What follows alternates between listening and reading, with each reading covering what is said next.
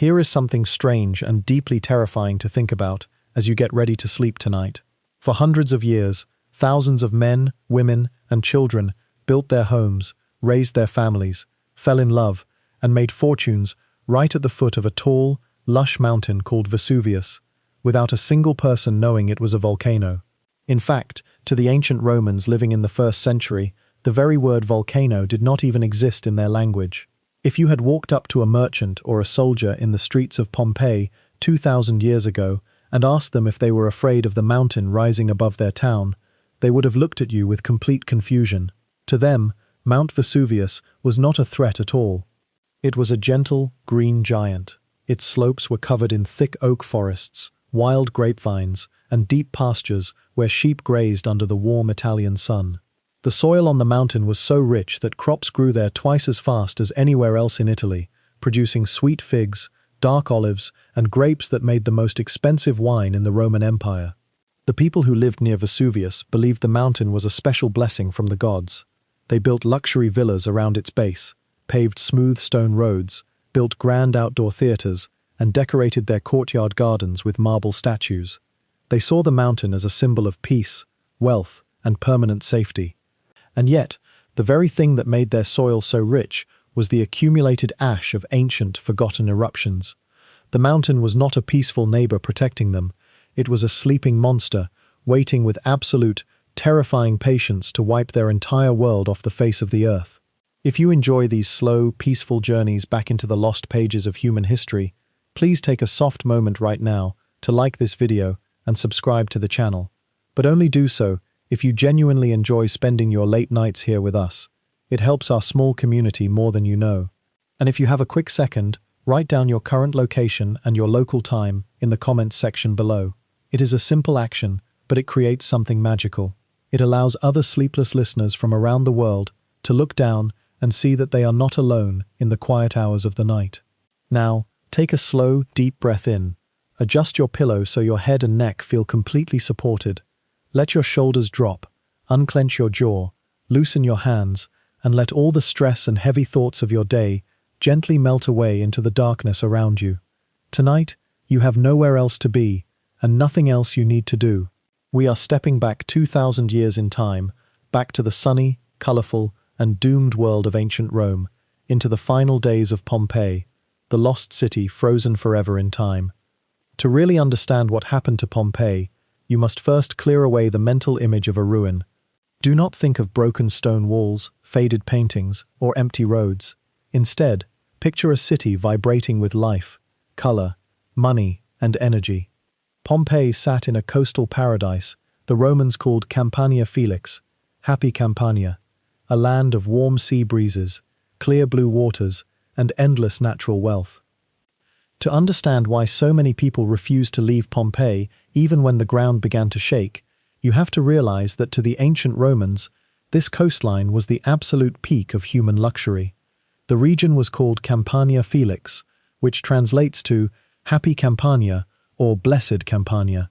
It was a place where the sun seemed to shine just a little brighter, the sea breezes were cool and refreshing, and the earth produced food so easily that farmers barely had to work to get a massive harvest. During the hot Italian summer months, the city of Rome became dirty, overcrowded, and filled with dangerous diseases like malaria. Because of this, every rich Roman who could afford it fled the capital city and headed south to the Bay of Naples. Roman emperors, famous military generals, wealthy senators, and powerful merchants built incredible summer palaces along the cliffs overlooking the sea. Pompeii sat right in the golden center of this coastal paradise.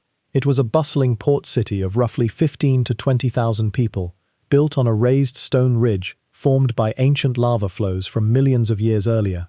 From the high balconies of Pompeii's grandest homes, citizens could look out west and see the crystal-clear blue waters of the Gulf of Naples, dotted with the white sails of merchant ships arriving from Egypt, Greece, Spain, and North Africa. Looking north, their eyes rested on the soft, vine-covered slopes of Mount Vesuvius. The mountain acted like a giant green backdrop to the entire city, because the soil was packed with mineral-rich volcanic ash from prehistoric eruptions. The vineyards surrounding Vesuvius produced grapes that were famous across the entire Mediterranean world. the most expensive and sought-after wine in the Roman Empire, called Vinum Vesuvinum, was made right here on the slopes of the silent giant. The wealth of Campania was not just in its farmland, it was in its geographical position. Pompeii sat right near the mouth of the navigable Sarno River, making it the primary trading port for all the inland towns and farms of the surrounding region. Farmers brought their wheat, olive oil, wool, and wine down to the Pompeian docks, where merchant ships loaded the goods and carried them across the sea to feed the vast armies and populations of the empire. Because so much money moved through the city every single day, Pompeii developed a culture of intense pride, luxury, and social ambition. The city leaders did not just want Pompeii to be a working port, they wanted it to rival the beauty and culture of Rome itself. They built high defensive walls, paved grand stone avenues, erected impressive public temples, and constructed outdoor entertainment venues that were the envy of neighboring towns. To live in Pompeii in the 1st century was to live at the center of the known world's prosperity.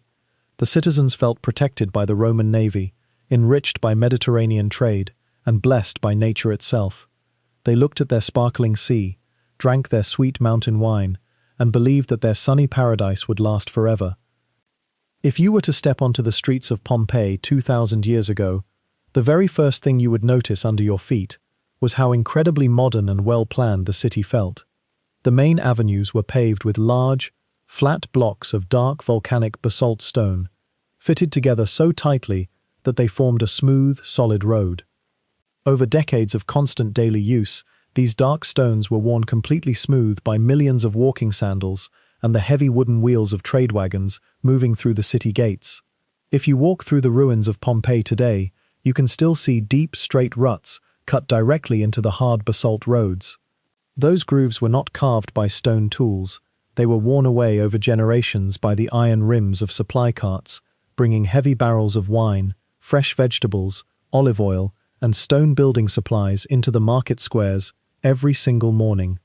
Because the wagon wheels were all built to a standard distance apart, they followed the exact same tracks day after day, cutting permanent highways right into the rock floor of the city. One of the cleverest engineering features of Pompeii's streets was the way the Romans solved the problem of rain and waste. Ancient cities did not have underground sewage systems under every small street. Whenever a heavy summer thunderstorm hit the slopes of Mount Vesuvius, thousands of gallons of rainwater would rush down from the high ground into the city roads, turning the streets into fast-moving rivers of water, dirt, and mud. To solve this problem, Roman engineers built high stone sidewalks, raised 2 or 3 feet above the road level. These raised sidewalks kept citizens completely clean, dry, and safe above the flowing water. But what happened when a person needed to cross from one side of the busy street to the other? They didn't have to step down into the dirty water. They used giant, flat stepping stones built right into the middle of the road. These stepping stones were shaped like massive rectangular blocks, placed across the street at exact intervals. They were spaced just far enough apart so that the heavy wooden wheels of Roman supply carts could pass right through them without hitting them, while people could simply step across from stone to stone like a bridge. It was an ancient, brilliant system of pedestrian crosswalks that kept the entire population moving smoothly throughout the day. The streets were also designed to keep the city quiet and safe at night. At key intersections, city workers could raise heavy wooden posts or stone blocks to close off certain residential areas to heavy wagon traffic, creating pedestrian-only zones where people could shop, talk, and relax without the noise and danger of fast-moving supply carts. Standing on one of these stepping stones on a busy afternoon, you would see a city that never stood still. Donkeys loaded with heavy grain sacks pushed past, shopkeepers called out to passers-by, and children ran along the raised sidewalks on their way home from school. Everything was organized, efficient, and built to last. The people walking those paved stone streets looked down at the dark volcanic rock beneath their feet and felt absolute pride in the strength and engineering of their Roman world, never imagining that the very stone they walked on was the ancient gift of the mountain above. Long before modern fast food chains existed, the people of Pompeii had already perfected the art of grabbing a quick hot meal on the go. If you were a working-class citizen in ancient Rome, a blacksmith, a wool dyer, a shoemaker, or a slave, your small apartment likely did not have a private kitchen. Cooking over an open fire inside a cramped wooden apartment was far too dangerous and posed a massive fire risk to the city. So where did thousands of everyday Pompeians go when their stomachs began to rumble at lunchtime? They headed straight to the nearest Thermopolium. A Thermopolium was the ancient Roman equivalent of a fast food restaurant, and Pompeii had over 150 of them scattered across its lively neighborhoods. These little food shops were opened directly onto the busy sidewalks. They featured long, L-shaped masonry counters covered in bright, colorful fragments of leftover marble. Built directly into these stone counters were large terracotta clay jars called dolia. These deep clay jars were embedded right into the structure of the counter. Shopkeepers filled the space around the jars with hot coals or cool water to keep the food stored inside at the perfect temperature. If you were walking down the street of abundance on a sunny afternoon, you could step up to one of these marble counters, pay a single copper coin, and receive a steaming bowl of hot food in a matter of seconds. The menu at a Pompeian thermopolium was surprisingly varied and delicious. Archaeologists examining the unburied counters have found trace remains of goat meat, pork, fish, snails, duck, baked beans, lentils, dried figs, and salted nuts. The food was heavily seasoned with garlic, cumin, coriander, and sweet honey, and almost every dish was drenched in garum, the salty, fermented fish sauce that Romans loved on everything. To wash down their meal, customers ordered wine mixed with warm water, honey, and winter spices. Because pure wine in the Roman world was very strong, drinking it unmixed was seen as uncivilized. The shopkeeper would mix the wine right in front of the customer in ceramic jugs, serving it warm in the winter and cooled with mountain runoff in the summer. The walls behind these fast food counters were painted with bright, vivid frescoes. These paintings served as a visual menu for customers who couldn't read, showing detailed pictures of hanging chickens, fat ducks, jars of wine, and bowls of soup. They also featured colorful images of Mercury, the god of trade and money, holding a bag of gold coins to bring good luck and massive profits to the shop owner. These fast food bars were the true heart of neighborhood life. They were places where ordinary workers gathered to eat, catch up on local neighborhood rumors, play dice games, and take a quick break from their hard physical labor. Standing outside a busy thermopolium, surrounded by the rich smells of roasted pork, fresh bread, and spiced wine, life in Pompeii felt comfortable, delicious, and deeply satisfying.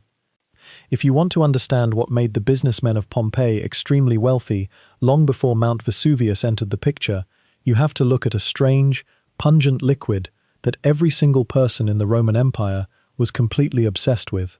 It was called garum. To modern taste buds, the way garum was produced sounds absolutely stomach-turning, but to the ancient Romans, it was liquid gold. It was the single most popular condiment in the ancient world, poured over fish, roasted meats, boiled vegetables, and even sweet fruit desserts. Pompeii was globally famous for producing the highest quality, most expensive garum in the entire Mediterranean basin. The city's ideal location right along the sunny coast of the Bay of Naples provided an endless supply of fresh ocean fish, while the surrounding sea salt pans produced the vast quantities of salt needed for the manufacturing process. So, how was this famous sauce actually made? Factory owners took large stone vats and filled them with fish gills, intestines, small anchovies, and mackerel. They mixed these fish parts with massive amounts of coarse sea salt and fresh herbs like thyme, anise, and oregano. Then, they simply left the heavy stone vats sitting out under the blazing hot Italian sun for 2 to 3 months. As the sun baked the stone vats, natural enzymes broke down the fish, fermenting the mixture into a thick, concentrated, salty liquid. Once the fermentation process was complete, workers drained the liquid through fine wicker baskets. The clear, amber-colored liquid that trickled out at the bottom was pure, top-grade garum.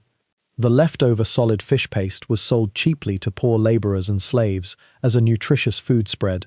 The smell coming from these processing vats was so intense and overwhelming that the Roman government passed strict city laws banning garum factories from operating inside the urban city walls.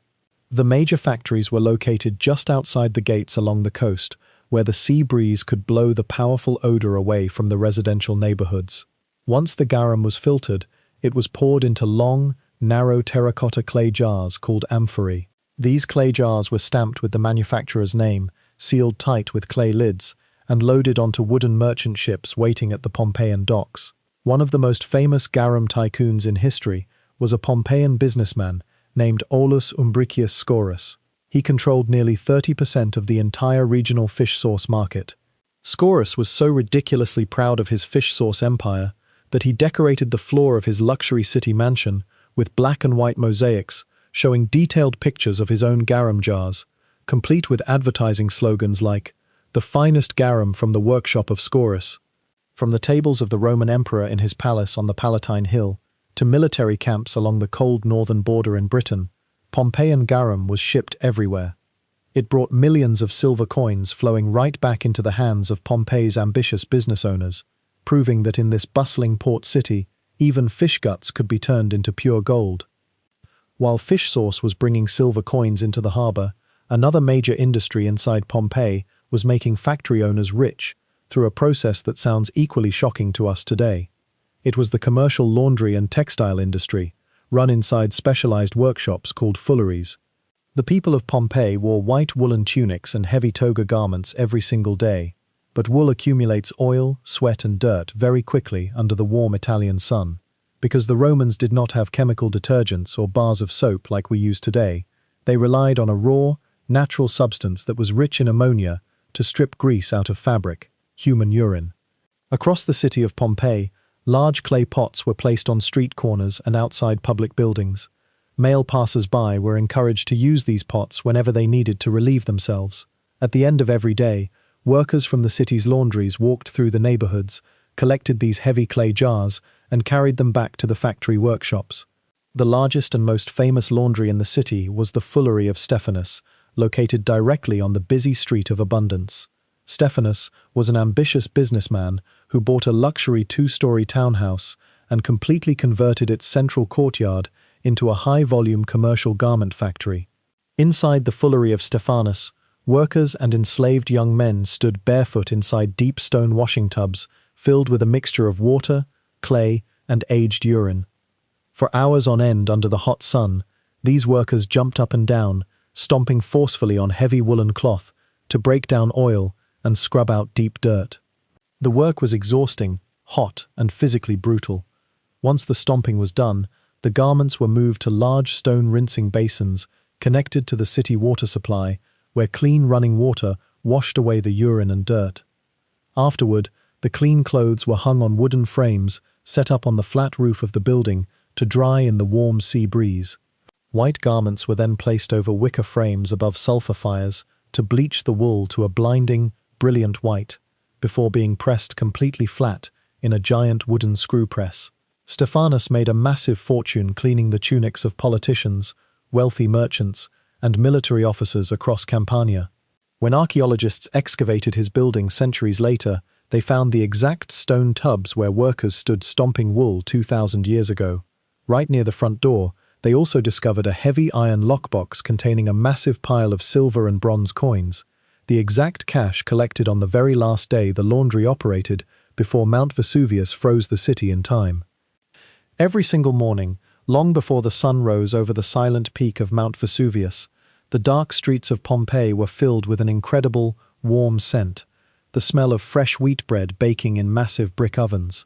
Bread was the absolute centerpiece of life in the Roman world.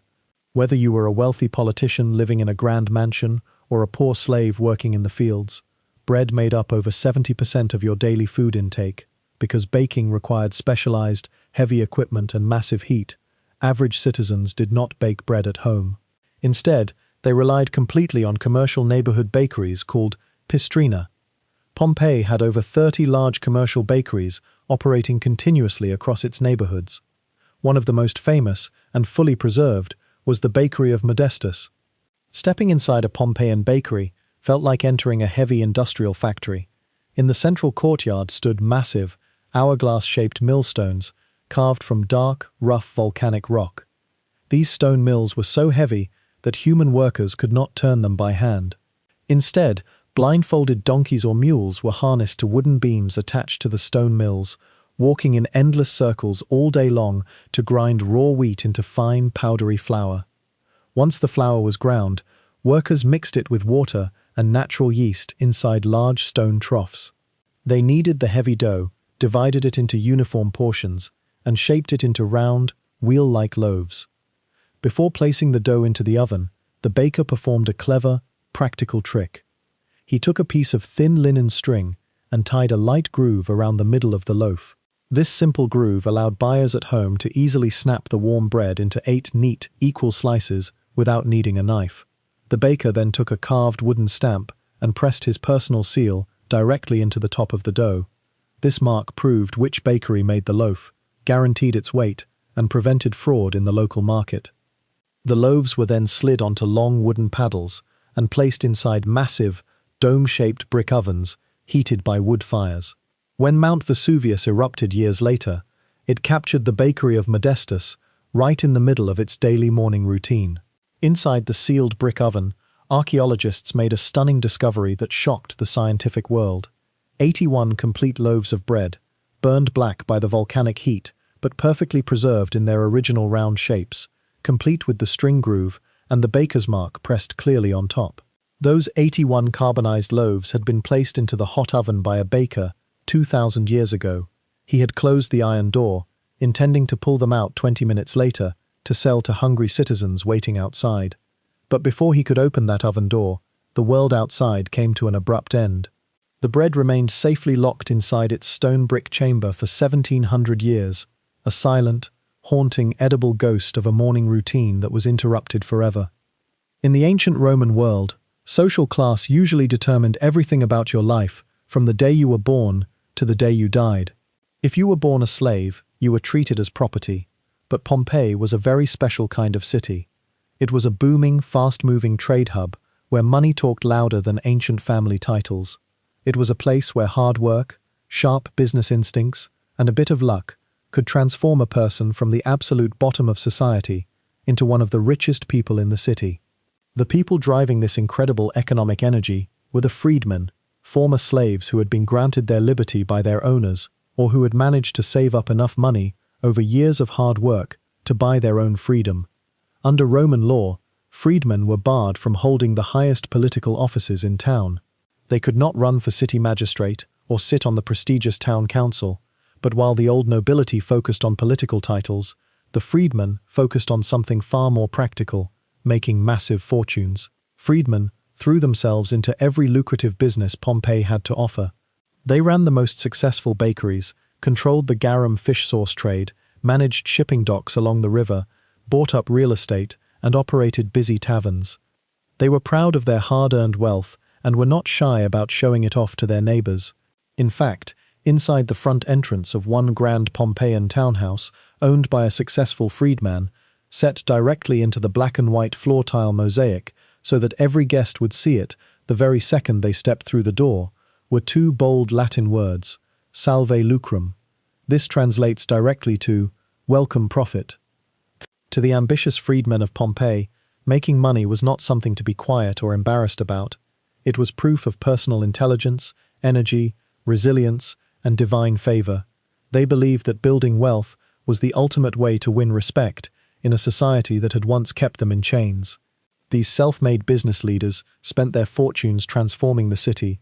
They built grand mansions filled with lush private gardens, installed marble fountains, hired top artists from Greece to paint stunning mythological murals on their walls, and bought imported luxury goods from across the empire. When visitors walked into their homes, they were greeted by breathtaking art and lavish hospitality. The old Roman aristocrats often looked down on these newly rich business owners, calling them flashy and uncultured behind their backs. But the freedmen did not care. They held the real financial power in Pompeii. They paid for public events, funded temple repairs, provided jobs for thousands of workers, and proved that in a bustling Roman port city, ambition could break through any barrier. If you want to see the ultimate proof of how a former slave could rise to live like a king in ancient Rome, you only have to look at one incredible building preserved in Pompeii today, the House of the Vettii. This mansion is widely considered by historians to be one of the most magnificent private homes ever discovered in the entire Roman world. Yet, the 2 men who owned it did not inherit a single coin, a single piece of land, or a noble family name. They started their lives as enslaved human beings, owned by someone else, as mere physical property. Their names were Aulus Vettius Conviva and Aulus Vettius Restitutus. They were 2 freedmen who likely gained their liberty together. After earning their freedom, the Vettii brothers entered the booming wine trade in Campania. Through sharp business deals, long hours, and relentless energy, they built a massive commercial empire, shipping local Vesuvian wine across the Mediterranean Sea. With their newfound millions, they decided to buy one of the largest private estates in Pompeii. But they didn't just want a place to sleep, they wanted to build a masterpiece that would stun every politician, aristocrat, and merchant who stepped across their threshold. They hired the absolute best artists, painters, and architects in Italy to turn every single room of their mansion into a breathtaking gallery of luxury. When you walk through the front entrance of the House of the Vettii today, the level of detail is staggering. The central courtyard, called a peristyle, was designed as an open-air tropical paradise surrounded by 18 grand marble columns. In the center of this garden, water flowed continuously through delicate bronze and marble statues into carved basins, filling the quiet courtyard with the peaceful sound of splashing water. Surrounding the garden were deep, shaded porticos lined with soft dining couches where the brothers entertained their wealthy guests during warm summer evenings. Every inch of the interior walls was covered in vibrant, rich paintings using the rarest and most expensive pigments available in the ancient world, including a deep, radiant shade known as Pompeian red. The artists painted detailed mythological scenes showing legendary heroes, golden gods, winged cupids, and complex three-dimensional architectural designs that made small rooms look like massive open palaces. In one famous wall painting, cupids are shown working in various human professions, making perfume, forging iron weapons, baking bread, and harvesting grapes, a subtle, proud nod to the physical labor that had made the Vettii brothers rich. The House of the Vettii was a bold statement to the entire city. It proved that two men who had started life in total bondage could, through sheer energy and business brains, end up living in greater luxury than the oldest noble families in Rome. Their mansion stood as a glowing symbol of the Pompeian dream, sitting peacefully under the shadow of Vesuvius, completely oblivious to the fiery destruction that would soon freeze their luxury forever. In an age before modern plumbing, electricity, or digital entertainment, the people of Pompeii enjoyed a level of daily luxury that rivaled modern high-end spa resorts. Every single afternoon, when the workday ended, thousands of citizens put away their tools, closed their shop fronts, and headed straight to the public bathhouses. Visiting the public baths was not just a way to wash off physical dirt, it was the primary social event of the Roman day. But behind the breathtaking marble archways and relaxing steam rooms lay an incredible engineering achievement called the hypocaust, an ancient underfloor heating system that brought fire and hot steam directly beneath human feet. Because Roman builders did not have pressurized metal hot water pipes, heating a massive public building required pure architectural genius.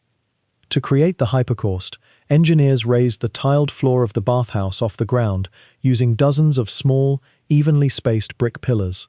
This created an empty, hollow basement space beneath the entire floor. They also built hollow terracotta clay pipes directly inside the interior stone walls. In a hidden furnace room located behind the baths, enslaved workers maintained massive, roaring wood fires 24 hours a day. The superheated air, smoke, and hot gas from these roaring fires were forced directly under the raised floor and pulled up through the hollow wall tiles. As the hot air passed through the subfloor space, it baked the heavy stone tiles from underneath. The floor became so blazing hot that bathers had to wear thick wooden sandals inside to keep from burning the soles of their feet. Water poured directly onto these scorching stone floors instantly turned into dense clouds of soothing hot steam, transforming the room into a tropical sauna known as the caldarium. Imagine stepping into the forum baths on a cool evening after a long day of hard physical labor. You would enter a grand, high-ceilinged room decorated with intricate plaster carvings of sea gods and dolphins. First, you changed your clothes in the locker room, placing your tunic in a small stone cubbyhole. Next, you walked into the warm room, called the tepidarium, to let your body adjust to the rising heat. Slaves would rub your skin with scented olive oil, then use a curved metal tool called a strigil to scrape away the oil, sweat, and surface dirt. Finally, you entered the steaming caldarium to sweat out body toxins before ending your visit with a splash in a cold water pool called the Frigidarium to close your pores and refresh your skin. The public bathhouse was a great social equalizer. For a fraction of a copper coin, anyone could enter: wealthy landowners, poor street sweepers, foreign sea captains, and even slaves. Inside the warm, steam-filled rooms, people arranged business deals, caught up on local neighborhood rumors, debated politics, and laughed with friends.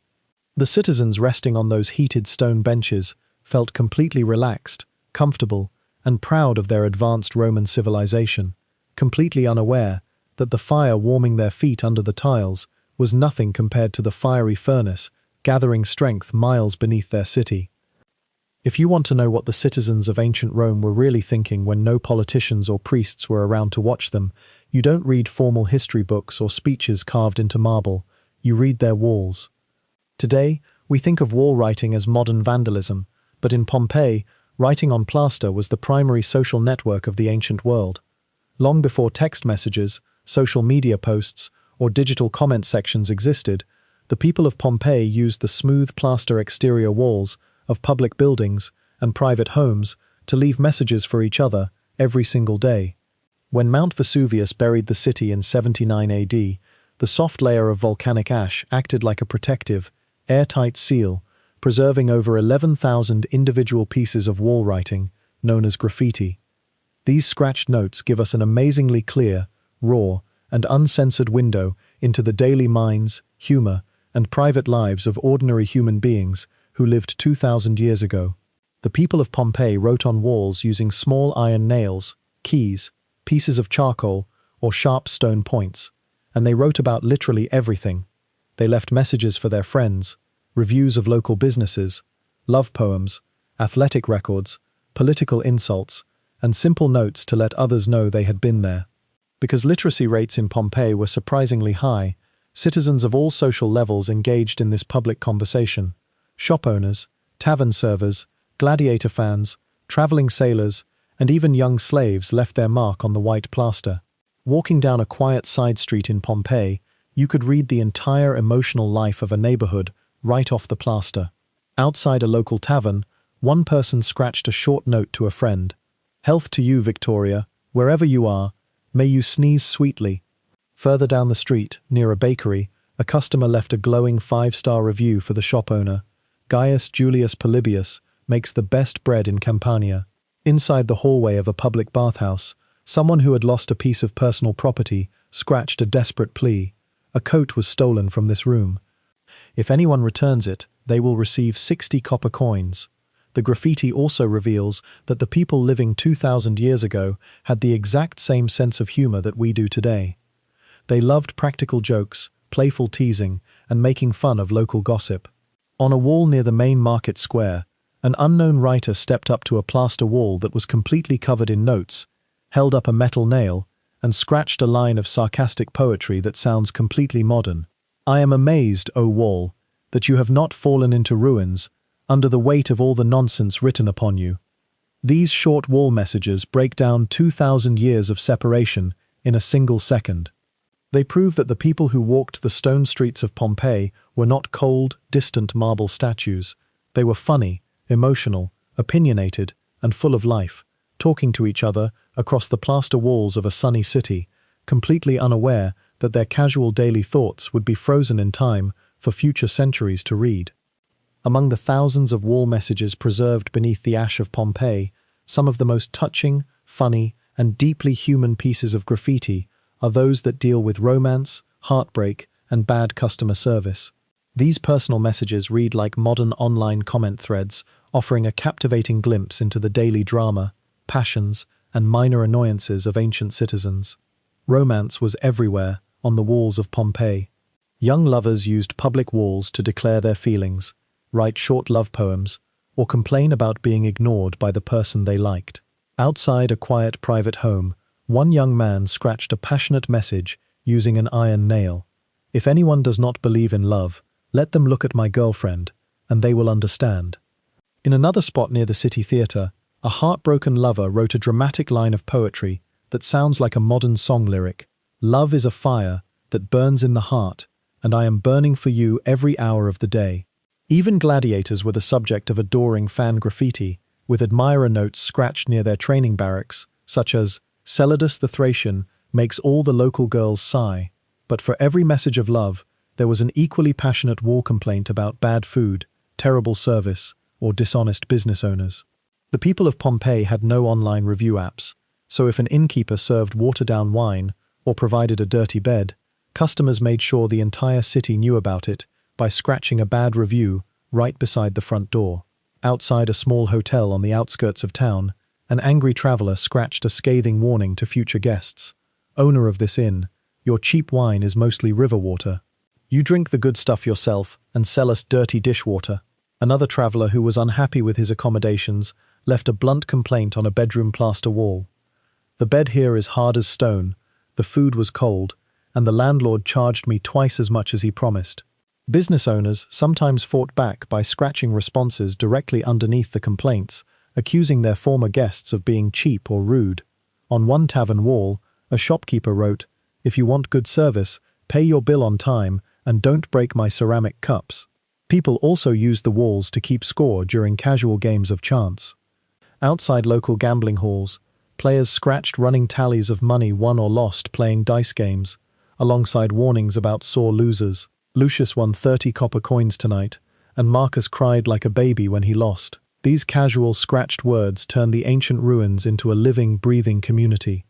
Reading them, you can hear the laughter, the arguments, the romantic whispers, and the local complaints bouncing off the plaster walls of a warm city street, a city full of human passion, completely unaware that its daily conversations were about to be silenced forever. When the afternoon sun began to dip low over the Bay of Naples, the citizens of Pompeii gathered in the cultural district for an evening of comedy, music, and dramatic performance. At the center of this district stood two magnificent stone structures: the large theater, an open-air amphitheater that could seat over 5,000 spectators, and the Odeon, a smaller, elegant covered theater used for intimate poetry recitals and musical concerts. Theater was a massive part of public life in ancient Rome, bringing together people of every social background, from high-ranking politicians to poor laborers, to share a few hours of laughter and storytelling. Stepping inside the large theater on a performance day was a breathtaking visual experience. The stone seating was built directly into the natural slope of the hill, arranged in a wide semicircle looking down at a grand stage. The wall behind the stage, called the Scene Frons, was 3 stories tall, decorated with white marble columns, archways, and statues of gods and emperors, designed to look like a majestic royal palace. To keep thousands of spectators comfortable under the blazing Italian sun, Roman engineers installed a massive canvas awning, called a velarium, over the open top of the theater. This giant canvas roof was supported by heavy wooden poles set into stone brackets and operated by a team of skilled sailors hired directly from the Roman naval fleet stationed nearby at Misenum. Using complex systems of ropes and pulleys, these sailors adjusted the canvas shades throughout the day as the sun moved across the sky, keeping the crowd sitting in cool, breezy shade while the show went on below. The plays performed in Pompeii were lively, fast-paced, and full of physical humor. Actors wore dramatic, brightly painted wooden or terracotta clay masks that covered their entire heads. These masks were carved with exaggerated facial expressions, representing classic stock characters: the angry old father, the greedy young lover, the clever slave who tricks his master, or the boastful soldier. These masks were not just for show, they served a brilliant practical purpose. The inside of each mask featured a wide, cone-shaped mouth opening that acted like a small megaphone, projecting the actor's voice across the wide open-air theater so that spectators, sitting in the very top stone rows, could hear every single line clearly. Because theater tickets were paid for by wealthy local politicians looking to win votes in upcoming elections, admission was completely free for the public. Spectators brought small cushions from home to sit on the hard stone benches, snacks from nearby fast food counters, and flasks of wine to enjoy during the long performances. Inside the shaded bowl of the theater, surrounded by laughing friends, brilliant music, and colorful dramatic stories, the citizens of Pompeii forgot about their daily work and money worries, enjoying the golden afternoon hours in a city that felt stable, safe, and utterly permanent. While the arts flourished in the large theater, the absolute most popular, thrilling, and dangerous sport in Pompeii took place at the eastern edge of the city, inside the Great Stone Amphitheater. Built around 70 BC, it is the oldest surviving stone amphitheater in the entire Roman world, capable of seating over 20,000 screaming fans. The athletes who fought on the sand floor of this stadium were the gladiators, the ultimate celebrity sports stars of ancient Rome. Gladiators came from many backgrounds. Most were prisoners of war, convicted criminals, or enslaved men purchased by professional gladiator managers called lanistas. But a surprising number were free Roman citizens who voluntarily gave up their legal rights and signed binding contracts to fight in the arena for cash prizes, fame, and the electric roar of the crowd. In Pompeii, gladiators lived and trained in a large courtyard complex called the Gladiator Barracks, located right behind the large theatre. Here, under strict physical discipline, they practiced every single day using heavy wooden swords and straw practice targets. They were given high-end medical care, massages, and a specialized, high-calorie vegetarian diet rich in barley, beans, and plant ash. A diet specifically designed to build a thick layer of body fat that could protect their vital organs from shallow knife cuts in the ring. Top gladiators were treated like rock stars across the city. Their portraits were carved onto glass cups, painted on public walls, and scratched into columns by adoring fans. One famous gladiator named Celidus, who fought in the heavy Thracian style, had fan notes scratched all over the plaster near the barracks, including one line that reads, "Celidus the Thracian, heartthrob of the girls." Another fighter named Crescens was described on a wall as the master of the arena who holds the hearts of all the local women. When match day arrived, the amphitheater was packed to maximum capacity, drawing crowds from all across the surrounding region. The air was thick with the smell of roasted meats, incense and sweat, filled with the sound of bronze trumpets and screaming fans. Contrary to popular belief, gladiator fights were not lawless slaughters. They were strictly controlled by professional referees dressed in white tunics who carried long wooden sticks to stop the action if a fighter fell down by accident or broke a rule. Matches were fast, strategic, and intense. If a fighter was severely wounded, he dropped his shield and raised his left index finger toward the sky, asking for mercy. The official looked to the editor of the games, who was influenced by the crowd's shouting. If the gladiator had fought with incredible skill and courage, the audience waved white cloths and shouted, "Miss," meaning, "let him go free." Fighters who won their matches received palm branches, gold coins, and massive fame. Many earned enough money to buy their freedom, retiring as wealthy, respected figures in the community. They were the physical heroes of Pompeii, strong, brave, and celebrated, completely unaware that no amount of physical strength could save them from the mountains sleeping silently outside the city walls.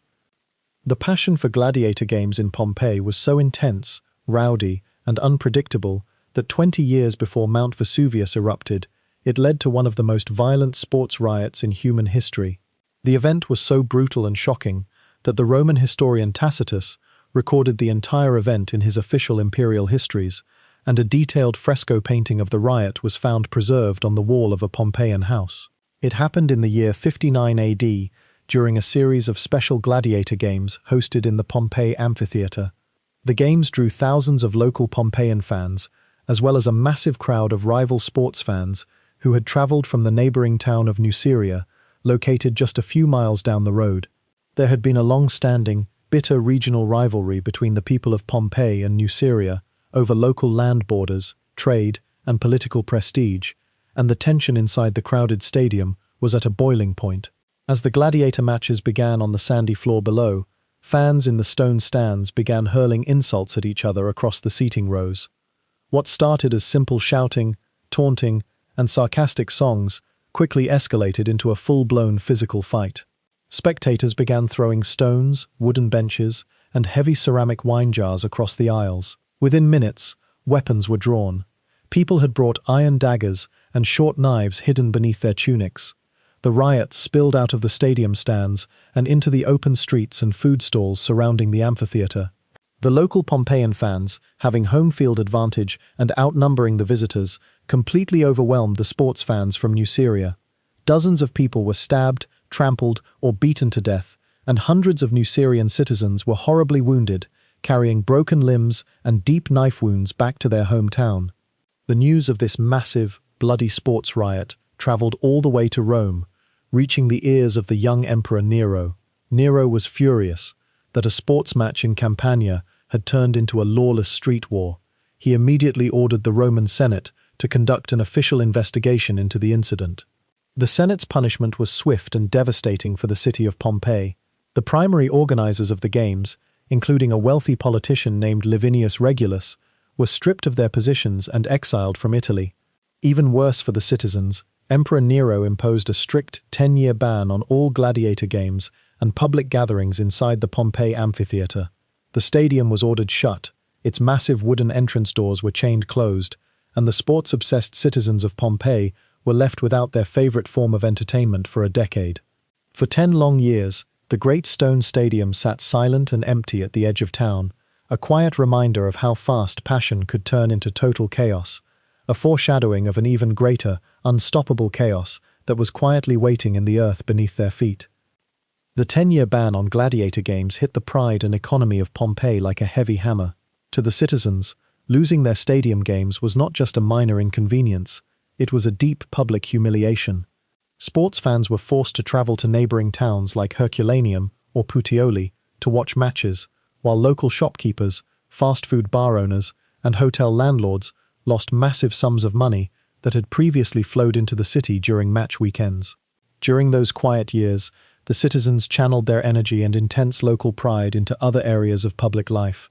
They focused heavily on local political campaigns, invested in trade, expanded their private homes, and decorated city walls with proud painted notices declaring the greatness of Pompeii over its regional rivals. The people of Pompeii viewed themselves as independent, tough, and resilient, deeply attached to their sunny piece of land between the mountains and the sea. They refused to let a decision from the Roman Senate dim their spirit. Then, around the year 64 AD, through political lobbying, generous gifts to imperial officials, and direct appeals from influential local families, Emperor Nero softened his stance and lifted the gladiator ban early. The news sent a wave of electric excitement through the city streets. The massive wooden doors of the stone amphitheater were unchained, the sand floor was freshly raked, and gladiator managers rushed to prepare new fighting shows. The city celebrated the return of the games with massive public festivals, wine-fueled parties, and energetic parades through the forum. When the gladiators stepped back onto the sand floor of the stadium, the roar from 20,000 cheering fans could be heard for miles across the Bay of Naples. The victory felt complete. The people of Pompeii had stood up to the laws of Rome, survived the imperial ban, restored their favorite sport, and proven the unbeatable strength of their community. To the citizens sitting on those hard stone benches in the restored stadium, their city felt more vibrant, confident, and victorious than ever before. They had survived political scandals, economic bans, and regional street fights. They were completely convinced that their city was invincible, protected by the gods, and destined to thrive for centuries to come, completely oblivious to the fact that while they were cheering for gladiators, a quiet, deadly force was preparing to strike from deep within the earth beneath their feet. On a cold, quiet afternoon in February of the year 62 AD, 17 years before the ultimate tragedy, the peaceful illusion of security in Pompeii was shattered in a matter of seconds. The true countdown to the destruction of the city did not begin when Mount Vesuvius erupted in 79 AD. It began right here, on this February day, when the earth beneath Campania unleashed a terrifying precursor shock. It was around mid-afternoon, and the people of Pompeii were engaged in their normal winter routines. Shopkeepers were serving hot lentil soup at fast food counters, politicians were discussing business inside the forum, and families were resting inside their private townhouses. Suddenly, without a single moment of warning, a deep, terrifying roar echoed from deep beneath the earth. The ground began to pitch, roll, and shake with violent force. Within seconds, total panic broke out across the city. Stone columns inside the forum cracked and came crashing down onto the marble pavement. Roof tiles slid off wooden rafters and shattered on the stone streets below. The high walls of the Temple of Jupiter snapped in half, and large sections of the city's stone water aqueduct system collapsed. Across Pompeii, entire two-story houses caved in, trapping families under piles of stone, brick, and wooden timber. The shaking was so violent that it was felt miles away in the city of Naples and caused massive destruction in neighboring towns like Herculaneum and Nuceria. On the high pastures of Mount Vesuvius, a strange and mysterious event occurred. Hundreds of grazing sheep suddenly dropped dead at the exact same moment. They were killed by invisible, poisonous sulfur gases that had seeped up through hidden cracks in the soil, but because nobody in the ancient world understood what sulfur gas was, no one connected the dead sheep or the violent earthquake to the peaceful green mountain sitting right behind their town. The earthquake of 62 AD was an absolute disaster for Pompeii. A massive portion of the city was turned into piles of broken rubble. Thousands of citizens lost their homes, and many wealthy families were so terrified that they sold their property, packed their belongings, and moved permanently to Rome or Naples, swearing they would never return to Campania. In the face of such total destruction, the remaining people of Pompeii had a monumental choice to make. They could abandon their ruined city forever and build new homes somewhere else, or they could clear away the broken stones and rebuild. They chose to rebuild, a decision that sealed the fate of an entire generation. In the immediate hours following the massive earthquake of February 62 AD, the city of Pompeii looked like a war zone. Thick clouds of white dust from crushed plaster and broken limestone hung heavy in the air, making it difficult to breathe and turning the afternoon sun into a pale, ghostly disk. The streets were completely blocked by piles of fallen brick, smashed statues, and broken roof tiles. Panicked citizens ran frantically through the dust, searching for missing children, calling out the names of loved ones, and pulling trapped neighbors from the rubble of collapsed apartment buildings. The physical damage to the city's infrastructure was absolute. The grand public buildings in the Forum, the center of law, government, and religion, were completely ruined. The Temple of Apollo, the Temple of Jupiter, and the Basilica suffered catastrophic structural failures, with heavy marble columns snapping in half like wooden sticks. The public bathhouses were cracked open, their underfloor heating systems smashed, and the lead water pipes that brought fresh water from the mountains were severed in dozens of places, leaving the city without clean drinking water. Even more terrifying than the physical destruction were the strange, invisible phenomena that followed the quake. Deep beneath the earth, as rock layers fractured miles down, heavy pockets of carbon dioxide and sulfurous gas were released from the subterranean depths. These toxic gases leaked upward through fresh cracks in the soil, filling low-lying basements, cellars, and open fields with poisoned air. Farmers working on the lower slopes of Mount Vesuvius watched in horror as entire herds of livestock suddenly collapsed and died in open pastures, suffocated by the invisible gas clouds hanging near the ground. Domestic dogs standing inside private courtyards began gasping for air and passed out on stone floors before their owners could understand what was happening.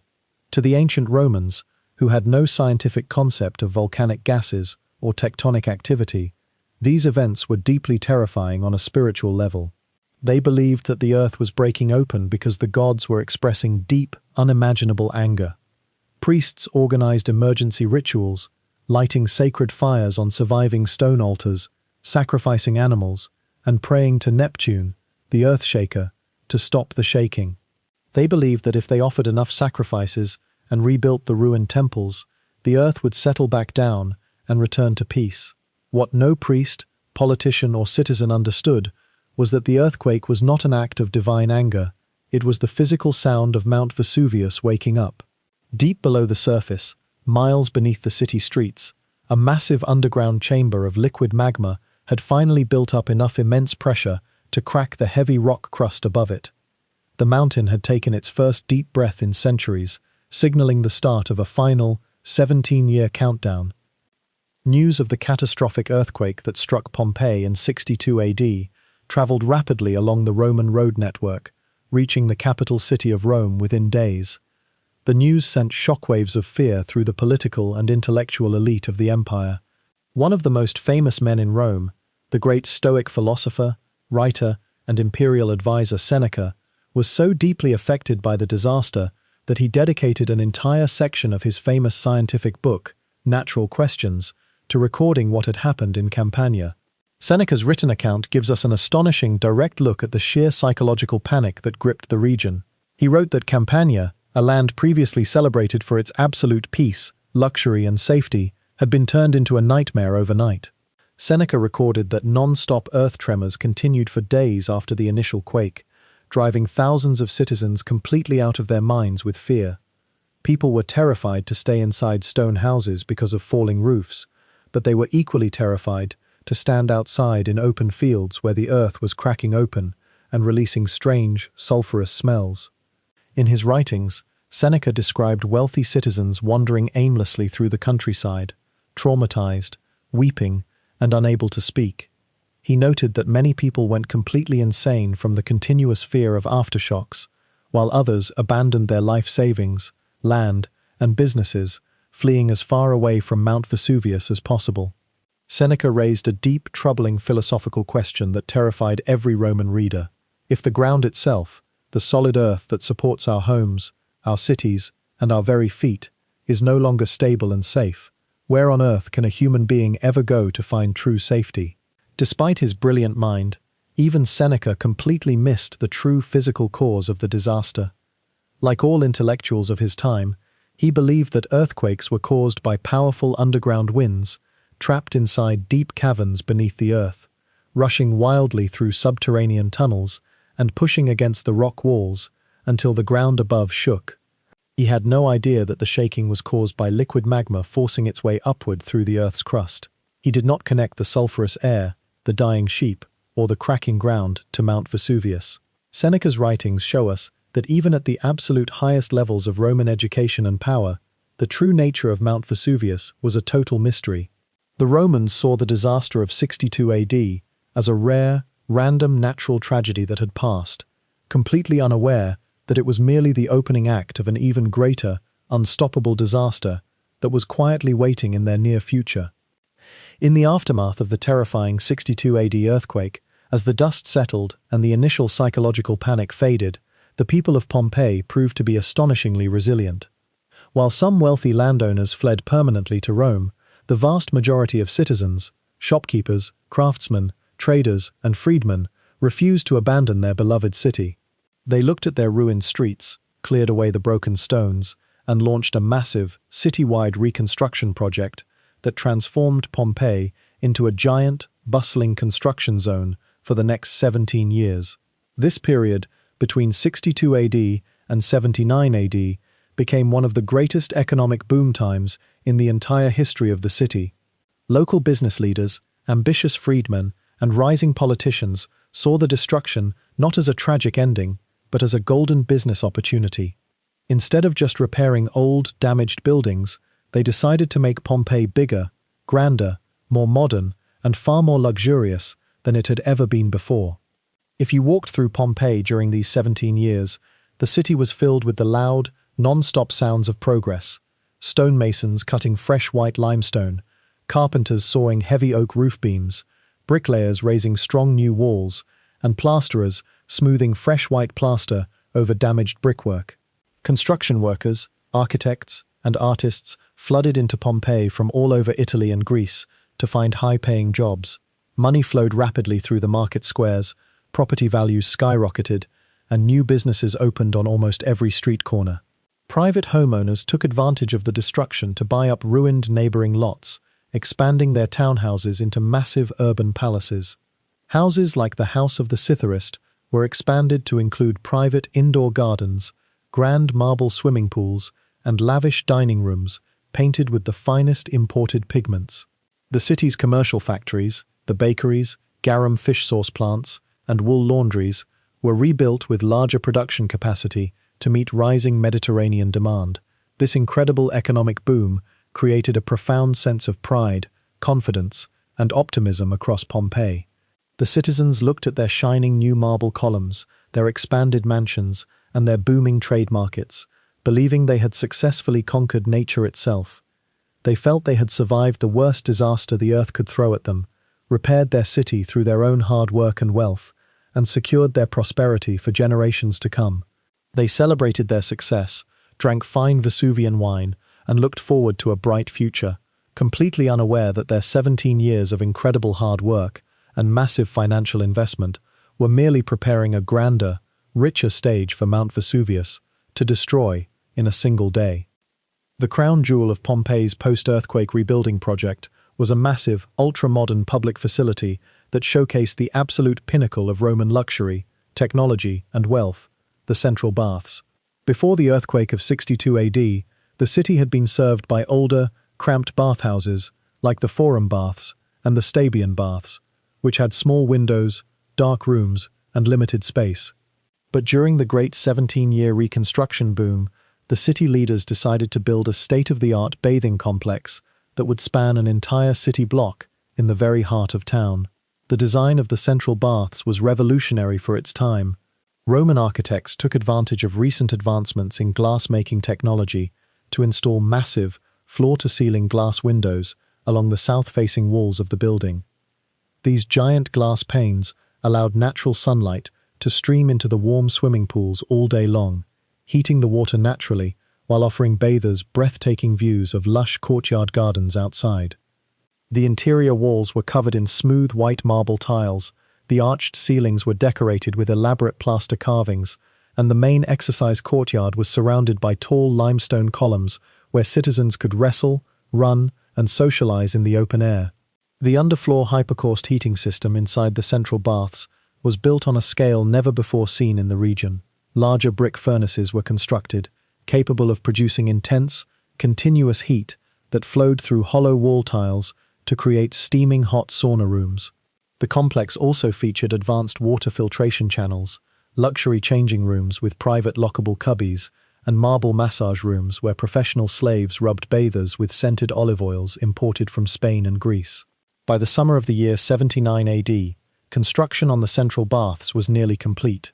The grand marble columns were in place, the giant glass windows were installed, the stone swimming pools were filled with clear water, and plasterers were applying the final decorative touches to the high arched ceilings. The citizens of Pompeii walked past the sparkling new building every day, eager for the official grand opening day, when they could step inside and enjoy the ultimate luxury experience. The central baths stood as a shining symbol of Pompeii's unstoppable ambition, wealth, and modernity. It was a monument built by a confident city at the absolute height of its power. Yet, as fate would have it, the grand opening day for the central baths would never arrive. The building stood perfect, gleaming, and brand new, waiting for crowds of bathers who would never step through its doors. While the people of Pompeii were putting the final touches on their grand new central baths and celebrating their booming economy, forces deep within the earth were reaching a critical, terrifying turning point. Unknown to every single human being living in Campania, the quiet years of rebuilding were not a sign that the earth had settled back to sleep. Instead, they were the calm before a catastrophic storm. Deep beneath Mount Vesuvius, miles below the lush vineyards, oak forests, and luxury country estates, a massive subterranean magma chamber was undergoing a fundamental chemical and physical transformation. Over centuries of total silence, a colossal pool of liquid rock, covering dozens of square miles, had been absorbing vast quantities of superheated volcanic gases, primarily steam, carbon dioxide, and sulfur dioxide.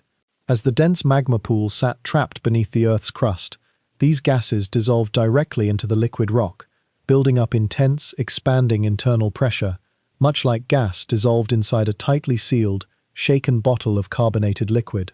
The massive earthquake of 62 AD had fractured the deep rock layers above this magma chamber, opening new pathways for the liquid rock to force its way upward into the roots of the volcano. Over the 17 years of Pompeii's reconstruction boom, millions of tons of superheated magma slowly rose higher and higher into the mountain's central pipe, baking the surrounding rock formations and expanding toward the surface. However, the main exit top of Mount Vesuvius was completely blocked. Over thousands of years of inactivity, the volcano's crater had been plugged shut by a dense, heavy cap of solid, cooled volcanic rock, a plug hundreds of feet thick and extremely strong. The rising magma had nowhere to go. It was trapped directly beneath this ancient stone cap. As more magma rose from the Earth's mantle below, the pressure inside the volcano grew to mind-boggling levels, reaching thousands of pounds per square inch. The volcano was now acting like a colossal, cosmic pressure cooker whose safety valve was rusted shut. The upper rock layers of Campania were slowly silently being pushed upward by several inches as the expanding magma pool expanded beneath the surface.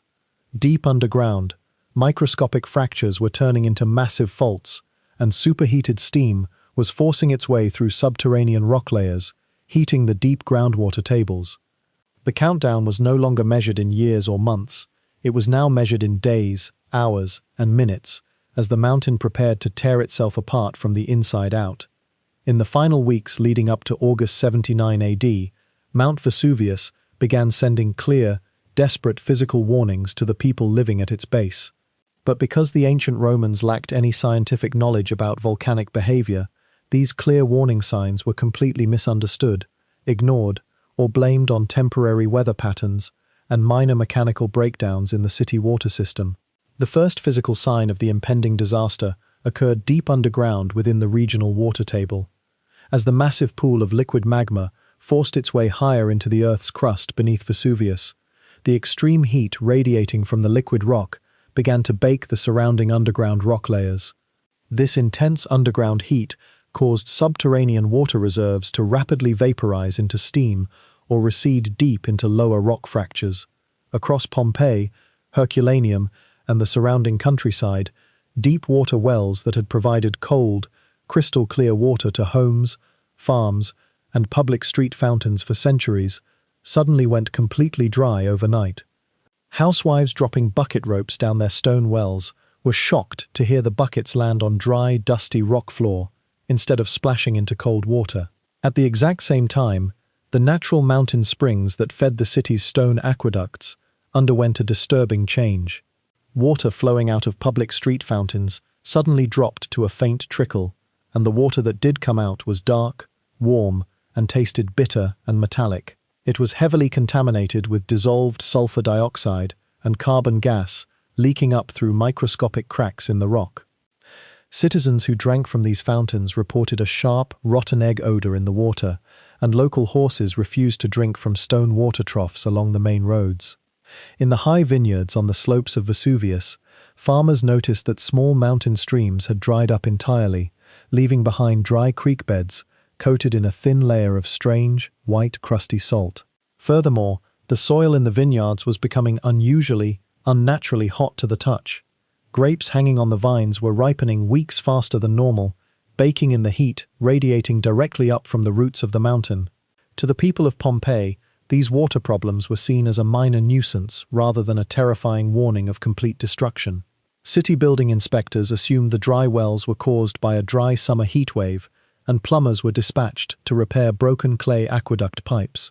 Farmers celebrated their unusually sweet, early ripening grapes, anticipating a record-breaking wine harvest.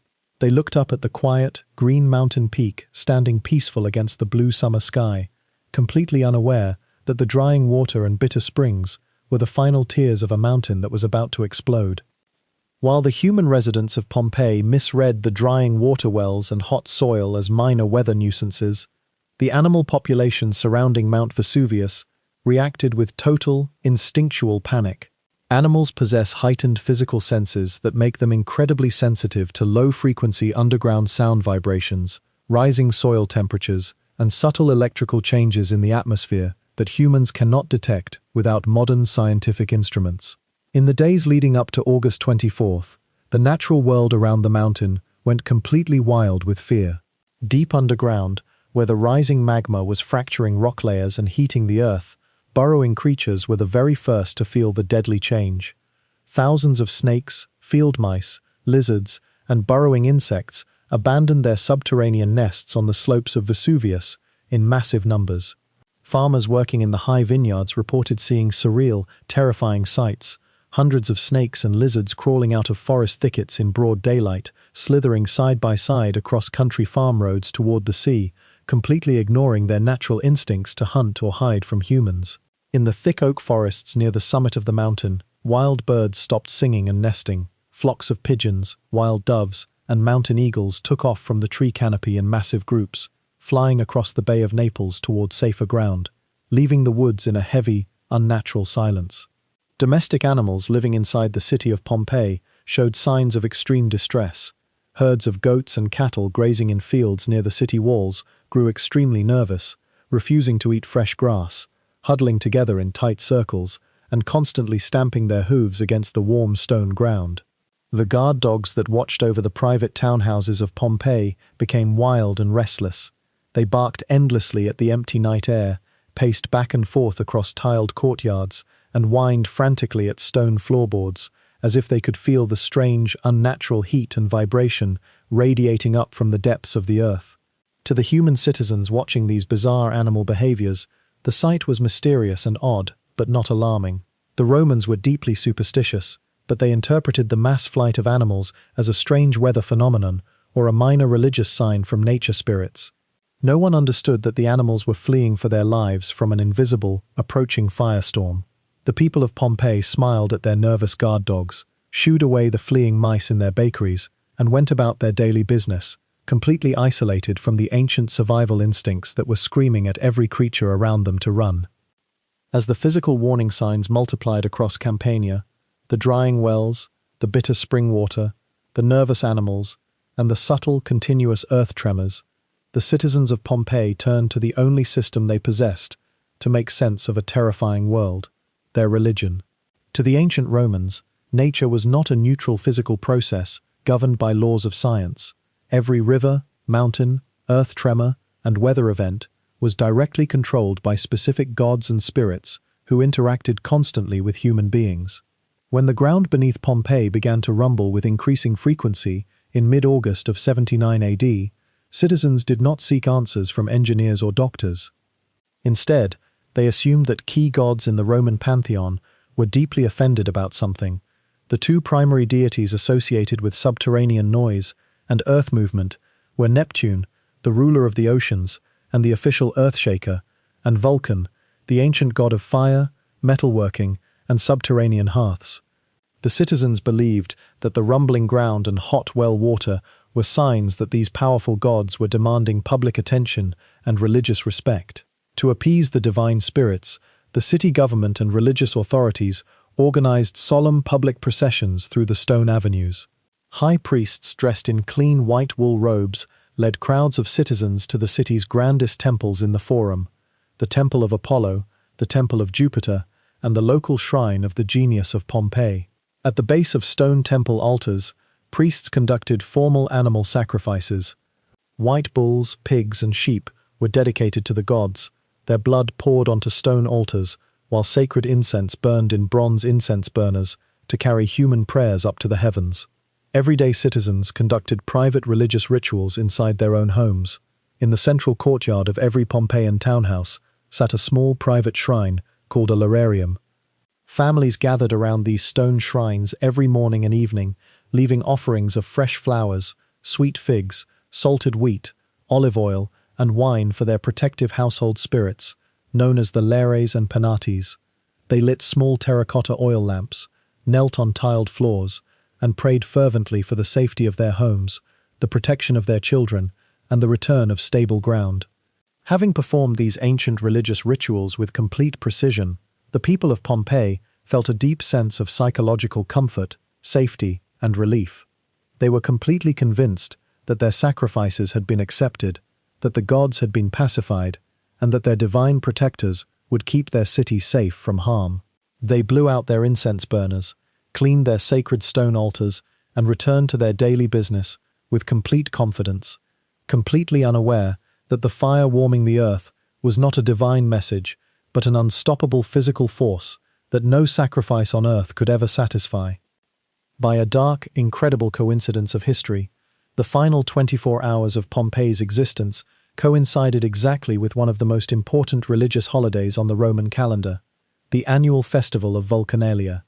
Held every year on August 23rd, Vulcanalia was a sacred holiday dedicated to Vulcan, the Roman god of fire, volcanoes, and metalworking. It was a holiday designed specifically to appease the god of fire during the hottest, driest part of the Italian summer, praying that he would protect standing grain crops, wheat storehouses, and wooden homes from destructive summer fires. On the morning of August 23rd, 79 AD, the citizens of Pompeii woke up to a city filled with festive holiday activity. To honor Vulcan, families built small sacrificial bonfires in their private courtyards and in public street squares. According to ancient Roman custom, citizens threw small live fish, caught fresh from the Sarno River, and small animals into the sacred fires. The sacrifice of live fish was symbolic. Citizens were offering creatures that lived in cool water to the god of fire, hoping to satisfy his hunger for heat so he would not burn their dry crops or wooden roofs. Throughout the warm afternoon of August 23rd, the streets were filled with music, laughter, and public banquets. People drank local Vesuvian wine at fast food counters, bought sweet honey cakes from street vendors, and celebrated the summer holiday. High above the city, Mount Vesuvius stood perfectly quiet against the clear blue sky, its green, vine-covered slopes framing the holiday celebrations below. To the citizens drinking wine in the forum, the peaceful mountain seemed to be accepting their sacrifices, standing as a quiet guardian over their festive city. However, as the sun set over the Bay of Naples and night fell on August 23rd, the quiet atmosphere began to break down. Deep beneath the earth, the final structural rock layers, holding back the magma chamber, failed completely. Starting around midnight, a series of sharp, violent earthquakes rattled the city in rapid succession. In homes across Pompeii, hanging oil lamps swung wildly on their bronze chains. Ceramic wine jars slid off wooden shelves and shattered on tiled floors, and decorative plaster cracked off bedroom walls. Guard dogs barked frantically into the dark night air, and families woke up in a state of sudden alarm. Yet, despite the sharp night tremors, no one panicked. The citizens had lived with daily earth tremors for 17 long years. They assumed the shaking was simply Vulcan's physical presence acknowledging their holiday sacrifices. Families cleaned up the broken ceramic pieces, comforted their frightened children, and went back to sleep, eagerly anticipating another warm summer day tomorrow. They had no idea that the festival of Vulcanalia was not ending. The true fire sacrifice was about to begin, and their entire city was destined to be the altar. When the sun rose on the morning of August 24, 79 AD, the sky above Campania was bright, clear, and dazzling blue. The sea in the Bay of Naples was as smooth as glass, reflecting the soft morning light. The citizens of Pompeii woke up, swept away the dust from the previous night's tremors, and went about their daily morning routines. Shopkeepers unlocked their wooden storefronts, bakers pulled fresh, warm loaves of bread from their brick ovens, and politicians headed toward the forum to talk to voters. Children gathered their wax tablets and walked to school, while slaves swept the marble floors of grand townhouses. Life in the Roman paradise moved forward with calm, routine familiarity. Then, at exactly 1 o'clock in the afternoon, the world came to an abrupt, violent end. Without a single second of warning, the entire top of Mount Vesuvius blew completely apart with a sound so terrifyingly loud that it was heard over 100 miles away in every direction. The ancient, solid cap of volcanic rock that had plugged the mountain shut for centuries was instantly shattered into billions of pieces by the explosive expansion of trapped subterranean gases. The upward force of the detonation was equivalent to thousands of atomic bombs exploding at the exact same moment. A massive, dark tower of ash, superheated rock, and toxic gas shot straight up out of the crater at the speed of a jet plane, tearing through the atmosphere at over 1,000 feet per second. Within minutes, this roaring column of volcanic material reached a mind-boggling height of nearly 20 miles into the sky, extending far into the stratosphere. At that extreme altitude, where atmospheric pressure drops, the rising column flattened out horizontally, spreading thousands of tons of ash across the sky in a giant, dark disk. To the thousands of citizens standing paralyzed in the streets of Pompeii, looking up in absolute horror, the cloud looked like a giant, monstrous umbrella pine tree, a dark trunk shooting straight up into the heavens, expanding into wide, flat branches of fire and dust that completely swallowed the sun. In a matter of seconds, the clear summer afternoon turned into total, unnatural darkness. The midday sun was completely wiped out by the expanding volcanic cloud. The air was filled with a continuous, deafening roar, a sound like thousands of wild beasts screaming at once, mixed with the thunderous noise of the earth tearing itself apart.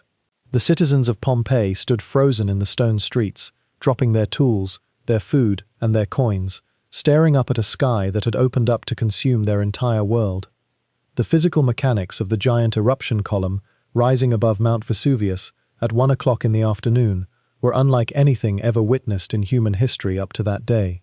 Modern volcanologists call this type of explosive eruption a Plinian eruption, named in honor of the Roman writer who recorded it. The mountain had transformed into a colossal physical engine, hurling over 100,000 tons of superheated molten rock, dense ash, and toxic gas into the atmosphere every single second. The column was propelled upward by pure subterranean gas velocity, shooting out of the Earth's crust like a giant flamethrower. As the white-hot mixture of liquid magma and superheated steam erupted into the cold upper atmosphere, the liquid rock expanded violently, shattering into billions of microscopic ash particles and hollow pumice stones called lapilli. As the rising gas column reached a height of roughly 15 to 20 miles into space, it lost its upward speed and reached atmospheric equilibrium. High-altitude winds catching the top of the cloud caused it to spread out horizontally for dozens of miles in every direction, creating the famous shape of an Italian umbrella pine tree.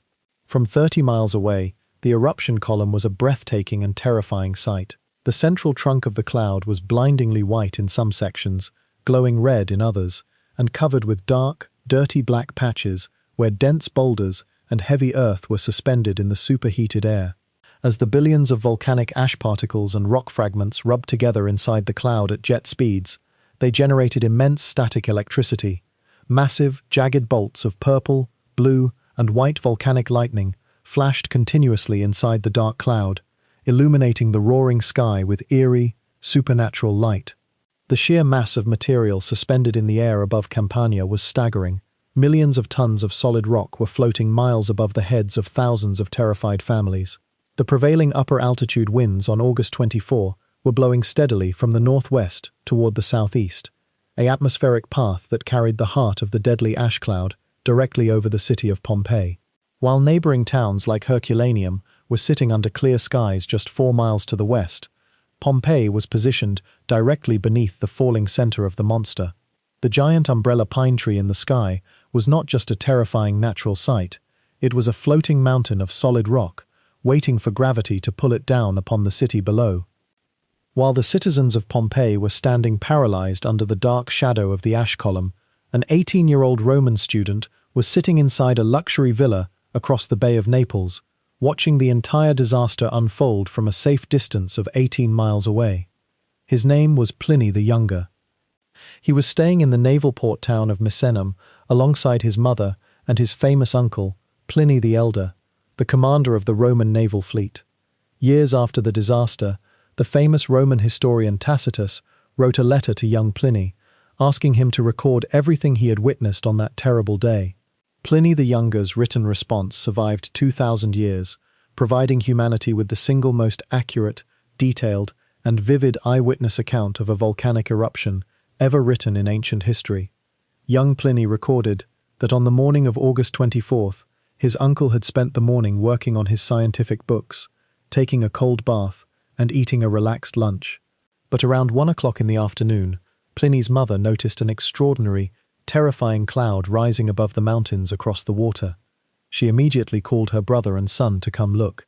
Young Pliny stepped onto the terrace of the villa and looked out across the blue bay.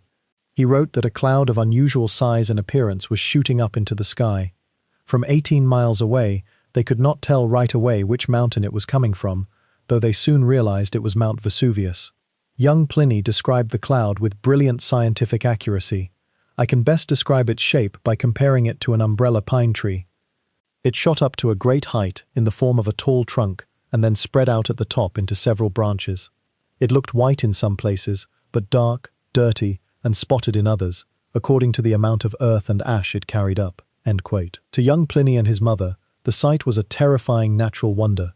But to his uncle, Pliny the Elder, a passionate scientist and commander of the Roman navy, the cloud was an extraordinary scientific phenomenon that demanded immediate examination up close. Pliny the Elder immediately called for his servants to prepare a fast, light sailing ship so he could sail across the bay toward Vesuvius to study the cloud. He invited his young nephew to join him on the ship, but 18-year-old Pliny declined, saying he preferred to stay inside his villa to finish his literature homework. It was a simple decision that saved young Pliny's life, allowing him to survive and write down the history of a day that was about to consume his uncle and an entire city. Just as Pliny the Elder was walking out the front door of his luxury villa in Misenum to step onto his small scientific sailing boat, a breathless messenger ran up to him, holding a piece of folded papyrus paper. It was an urgent letter sent across the bay by a wealthy Roman noblewoman named Rectina. Rectina's luxury estate sat right at the foot of Mount Vesuvius, directly beneath the roaring ash cloud. In her letter, written in a state of absolute terror, Rectina explained that her estate was completely trapped. The only road leading inland behind her house was completely blocked by falling rocks, landslides, and dark ash. The sea was her only possible escape route, but she had no ships large enough to cut through the rough waves. She begged the admiral of the Roman navy to launch his warships and save her life and the lives of her family before they were buried alive. In that single instant, Pliny the Elder's mission completely transformed. What had started as a scientist's curious field trip turned into a massive, life-or-death military rescue operation. Pliny realized that it was not just Rectina who was in danger. Thousands of families living in dense seaside towns like Herculaneum, Retina, and Pompeii were sitting directly beneath the mountain's wrath, completely trapped against the shore. Pliny the Elder immediately issued urgent military commands. He ordered the large, multi-oared warships of the Roman imperial fleet, called quadrimes, to be launched from the naval docks into the sea. These were massive, powerful warships, equipped with 4 banks of heavy oars and capable of cutting through rough ocean water. Pliny stepped onto the lead warship himself, taking physical command of the rescue fleet. He steered the heavy warships straight across the Bay of Naples, sailing directly into the heart of danger, right toward the roaring volcano, while every private boat in the harbor was frantically rowing away from it. As his lead warship crossed the bay toward the smoking coastline, Pliny sat on the deck with a notepad, completely calm. While panic reigned everywhere around him, the old admiral calmly observed the changing physical shapes of the eruption cloud, dictating detailed scientific notes to his secretary. He was a Roman officer, doing his duty, leading his warships into a wall of dark fire and falling stone, determined to rescue citizens from a nightmare that was growing more catastrophic by the minute. While Pliny the Elder's warships were cutting across the waters of the bay, the situation inside the city of Pompeii was devolving into a scene of absolute, apocalyptic terror. By 2 o'clock in the afternoon, the giant ash cloud rising 20 miles into space had spread completely across the sky, blotting out every single ray of midday sunlight. The clear, bright summer day was replaced by a deep, pitch-black darkness, far denser than any normal night. It was a suffocating, unnatural darkness, a blackness so thick that citizens holding oil lamps in front of their faces could barely see their own hands. The microscopic volcanic ash floating in the air absorbed and scattered the small flames of olive oil lamps, dimming them to faint, sickly orange points of light that provided almost no visibility in the pitch-black streets. The only physical illumination across the city came from above, inside the roaring ash column itself. The extreme friction generated by billions of microscopic volcanic rock fragments and ice crystals rubbing together at jet speeds created massive electrical charges. Continuously, every few seconds, giant bolts of purple, blue, and blinding white volcanic lightning snapped inside the dark cloud. These lightning flashes cast an eerie, flickering, unnatural light over the city below, briefly revealing scenes of total panic in the streets. Thousands of terrified people running blindly, stumbling over stepping stones, screaming the names of lost children, and clutching their loved ones in total despair. To make the environment even more terrifying, the air was filled with a deep, continuous, unnatural roar. Mount Vesuvius was venting superheated gas at supersonic speeds, producing a deafening sound that shook the stone walls of every building. Deep earth tremors hit the city every few minutes, causing stone floors to pitch and roll beneath human feet. Plaster cracked off exterior house walls, stone statues fell from high pedestals in the forum, and decorative ceiling tiles smashed onto the roads.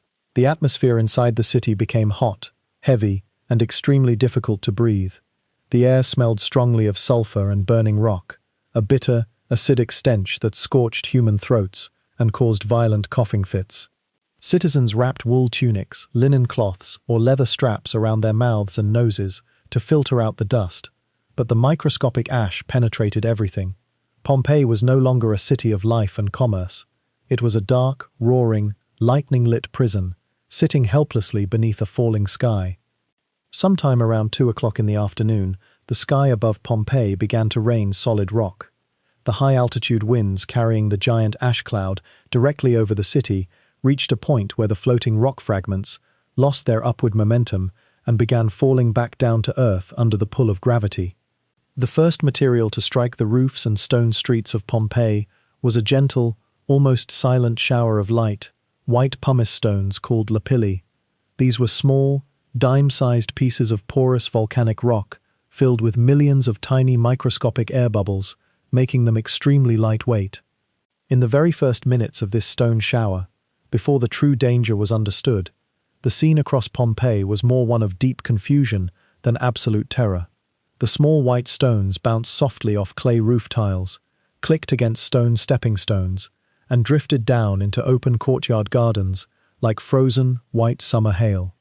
Children, having no concept of volcanic danger, ran out into private courtyards and public streets to pick up the strange, lightweight white rocks.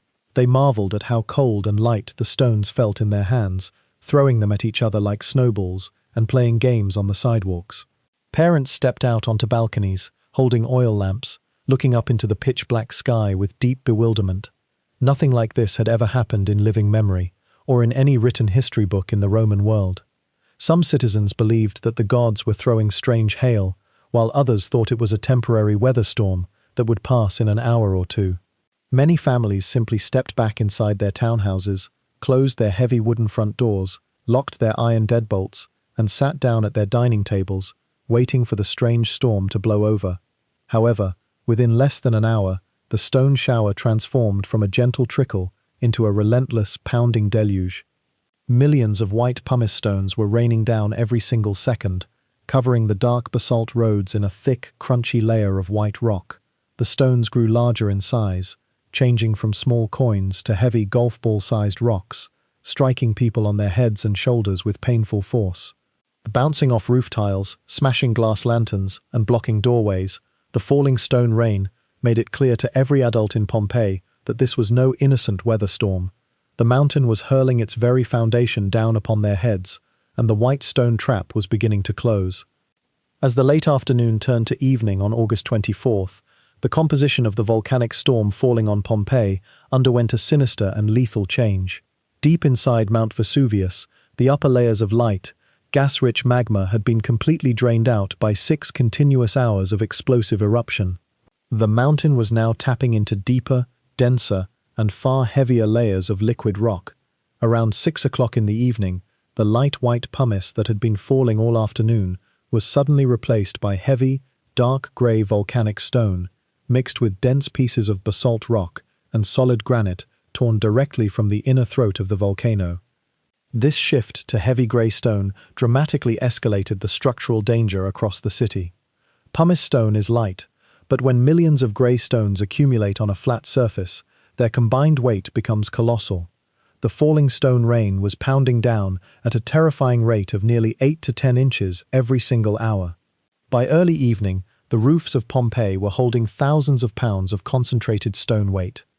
Ancient Roman roofs were made of heavy clay tiles, supported by wooden ceiling beams, designed to handle rain and wind, but never engineered to support tons of solid rock. Sometime around 7 o'clock in the evening, roofs all across Pompeii began to fail catastrophically.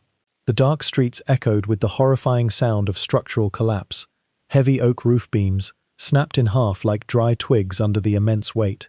With sudden, violent crashes, entire 2-story roofs caved inward, bringing tons of heavy grey stone, shattered clay tiles, and stone masonry crashing down into the bedrooms, kitchens, and living rooms below. Hundreds of families who had chosen to seek shelter indoors, believing their sturdy stone walls would keep them safe, were crushed instantly or trapped beneath tons of dark rubble in total darkness. In house after house, the quiet safety of private homes turned into lethal stone traps.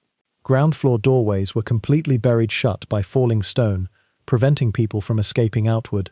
Families huddled in dark interior corridors, under stairwells, listening in absolute terror to the snapping wood above their heads, praying that their ceilings would hold until morning. Pompeii was collapsing from the top down, buried under a relentless grey rain that showed no signs of stopping.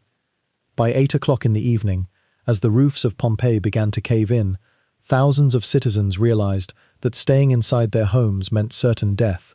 Thousands of families made the desperate decision to unlock their doors, step out into the pitch-black streets, and attempt to flee the city on foot. But the world outside had been completely transformed into a physical nightmare. The falling grey pumice had already buried the basalt stone roads 5 to 6 feet deep. Walking through deep pumice stone is not like walking on solid ground. It behaves like deep, dry snow or shifting beach sand. With every single step, a person's feet sink deep into the loose stone, and the rolling rock fragments collapse around their ankles, making fast movement completely impossible. The streets were completely blocked by fallen roof tiles, broken marble columns, abandoned supply carts, and deep piles of stone.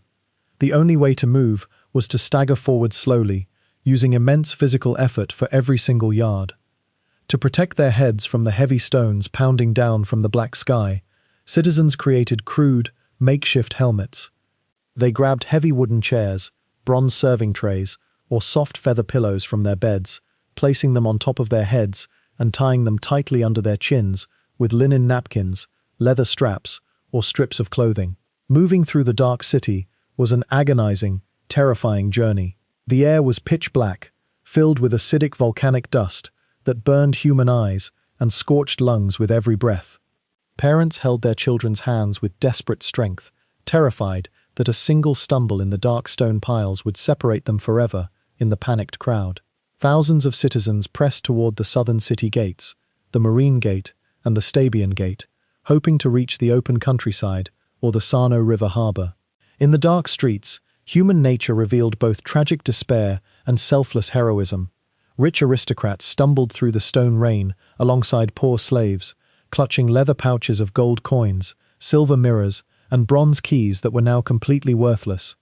In several places along the dark roads, archaeologists found the skeletons of parents who had used their own bodies as physical shields, bending over their young children to protect them from falling rocks until both were buried together under the rising stone tide. While thousands of citizens were staggering through the deep pumice in Pompeii, 4 miles to the south, Pliny the Elder's Roman warship fleet arrived at the coastal town of Stabiae. Pliny's attempt to pull his heavy warships directly onto the beach beneath Vesuvius had failed, because the shoreline was completely blocked by falling boulders and deep piles of floating pumice. Pliny had ordered his fleet to change course and sail south to Stabiae, landing at the seaside estate of his close friend, a wealthy Roman noble named Pomponianus. When Pliny stepped onto the shore at Stabiae, he found Pomponianus and his household in a state of absolute terror.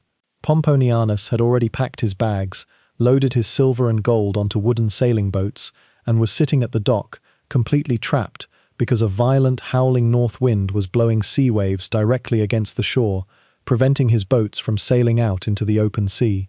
Pliny the Elder, demonstrating the absolute physical courage of a Roman naval officer, embraced his terrified friend, cheered him up, and tried to restore calm to the household. To prove to everyone that there was no immediate danger, Pliny went into the estate's luxury bathhouse, took a warm bath, and sat down at the formal dining table to eat a relaxed dinner. While they ate, massive sheets of bright red flame broke out at several points on Mount Vesuvius across the bay, lighting up the pitch-black night sky. Pliny, trying to soothe the fears of his host's terrified family, laughed and told them that the fires were just deserted farmhouses that had caught fire after being abandoned by panicked farmers. After dinner, Pliny retired to his guest bedroom and fell into a deep, heavy sleep. His servants standing outside his bedroom door recorded that the old admiral's deep snoring echoed loudly through the stone hallways, despite the thunder of the volcano outside. However, by midnight, the courtyard outside Pliny's bedroom was filling up with grey pumice stone at a terrifying speed. His servants woke him up, warning him that if he stayed in his room for another hour, the doorway would be completely blocked shut by falling stone. Pliny stepped out, met with Pomponianus, and they tied pillows to their heads with linen napkins, stepping out onto the beach in total darkness. Pliny, old and overweight, lay down on a sail sheet on the beach, drinking cold water to soothe his burning throat, completely unaware that the volcano was about to unleash its final, lethal blow. At 1 o'clock in the morning on August 25, after 12 continuous hours of explosive eruption, the physical nature of the disaster underwent a sudden, catastrophic shift. Up until this point, Mount Vesuvius had been blowing its volcanic material high into the upper atmosphere, creating the giant ash column that rained pumice on Pompeii. But maintaining a 20-mile-high cloud requires unimaginable, continuous gas pressure. Deep inside the volcano, as the magma chamber drained, the upward gas pressure dropped rapidly. The column could no longer stay suspended in space. Gravity took over, and the 20-mile-high tower of millions of tons of red-hot rock, ash, and superheated gas collapsed in on itself, crashing back down onto the slopes of Mount Vesuvius with atomic force. When the column collapsed, it created a pyroclastic surge, a superheated avalanche of glowing gas, ash, and pulverized rock that hugged the ground and raced down the mountain slopes at speeds exceeding 100 miles per hour. The internal temperature of this glowing cloud was over 900 degrees Fahrenheit. The very first pyroclastic surge, known as Surge 1, poured directly down the steep western slope of Mount Vesuvius toward the peaceful seaside town of Herculaneum, located just 4 miles from the crater. Herculaneum had experienced very little falling stone during the afternoon because of the wind direction, and its citizens believed they were safe. In a fraction of a second, Surge 1 swept over the city walls of Herculaneum. The superheated cloud of gas and toxic dust hit the town like a tidal wave of fire. Stone walls were flattened, trees were instantly turned to charcoal, and the sea at the shore boiled on contact. Anyone caught in the open streets was instantly killed by thermal shock before their brain could register pain or their lungs could take a single breath. Herculaneum was completely wiped off the face of the earth in a single second, buried beneath 20 feet of boiling volcanic ash that quickly cooled into solid rock. The peaceful resort town ceased to exist, and Mount Vesuvius turned its fiery gaze back toward Pompeii. For decades, modern historians believed that almost all the citizens of Herculaneum had successfully escaped by sea during the afternoon of August 24th, because very few human remains had been found inside the town's excavated streets. But in the early 1980s, archaeologists made a chilling historic discovery down at Herculaneum's ancient shoreline that changed our understanding of the disaster forever. Beneath the stone town wall, facing the beach, sat 12 large, arched stone boathouses used by local fishermen to store wooden boats and gear. When excavators cleared the deep volcanic rock out of these dark stone vaults, they made a horrifying discovery. The stone rooms were packed with human skeletons, over 300 men, women, children, and infants, huddled together in total darkness.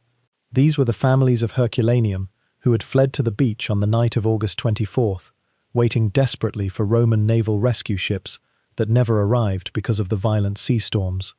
They had packed their finest possessions, silver mirrors, gold rings, leather pouches of coins, and small bronze keys to the homes they would never see again.